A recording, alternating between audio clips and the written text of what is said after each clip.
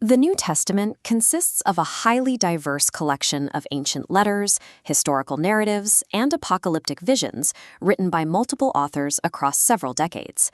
Extracting a single coherent theology from this massive, chaotic dataset remains the central challenge for the scholar. To manage this raw textual data, biblical scholars rely on two distinct analytical sorting algorithms. This rigid vertical structure represents systematic theology. It operates synchronically, studying the subject as it exists at one specific point in time. This approach takes the entire canon and categorizes the data into atemporal, topically labeled folders to define what the Bible teaches about specific concepts, like sin or the church. This topical sorting method drives major historical doctrines. In his Institutes of the Christian Religion, John Calvin arranged Scripture logically and hierarchically to build a static theological framework. Modern dogmatics rely on the same synchronic mechanism. Karl Barth's Church Dogmatics utilizes thousands of biblical references, organizing them to support topical theological claims rather than following their historical development. This horizontal timeline represents biblical theology. It operates diachronically, studying how a subject develops and changes over time. In a diachronic model, we track how a specific concept emerges in early texts, evolves over centuries, and reaches its fulfillment in the New Testament. This method follows the arrow of time, requiring strict attention to distinct literary genres and the specific historical emphases of individual authors. The 66-book canon defines the boundary for this study. Because themes in the New Testament continue older narratives, a pan-biblical approach is required.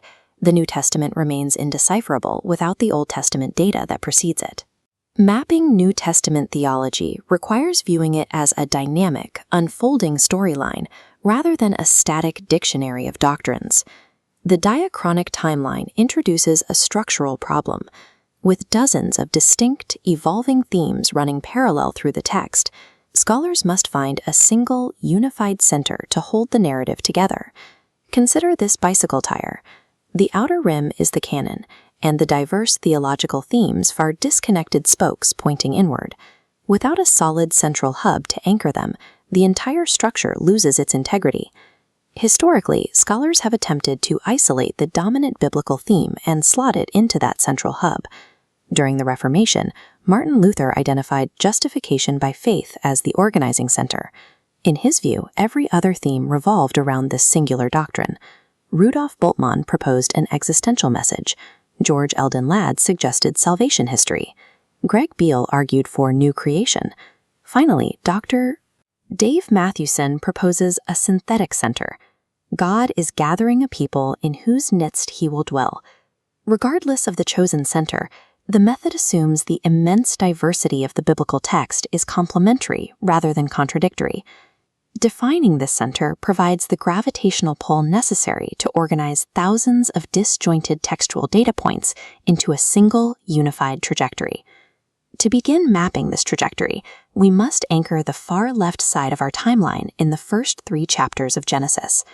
Genesis establishes the core axiom of the entire biblical theological project. God is a sovereign creator who speaks reality into existence by his word. This starting point answers the prerequisite question for the rest of the timeline. Does this God possess the power to keep his redemptive promises? The original Israelite audience needed proof that the God promising them a physical land had the operational power to deliver it. Genesis 1 provided that proof of concept. The timeline traces a direct arc from Genesis chapter 1 on the far left to Revelation chapter 21 on the far right, revealing a strict macrosymmetry across Batanon. The Bible begins with God speaking original creation into existence and concludes with him declaring, "Behold, I am making everything new," speaking the final consummation of reality into existence. This symmetry from original creation to new creation establishes the secure outer boundaries needed to trace any theological plotline. To map themes from the Old Testament to the New, we must use the framework of inaugurated eschatology. Eschatology is the study of the ultimate destiny of humanity and the final events of history. A massive eschatological shift occurs at the historical cross and resurrection. The single timeline splits horizontally. The lower band represents the already, where ancient promises found initial fulfillment. The upper band represents the not yet, anticipating a future absolute consummation. This creates an overlapping zone of eschatological tension where both ages exist simultaneously. This mechanic operates clearly in Jesus' own teachings regarding the kingdom of God. In Matthew 12, Jesus casts out demons by the power of the Spirit, telling the crowd that the kingdom of God has come upon them.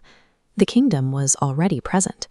Yet Jesus simultaneously taught that the kingdom was a future reality, a consummation that had not yet fully arrived. These overlapping accounts form an intentional structural reality of the text. This already but not yet tension is the precise operational zone where all New Testament theology happens.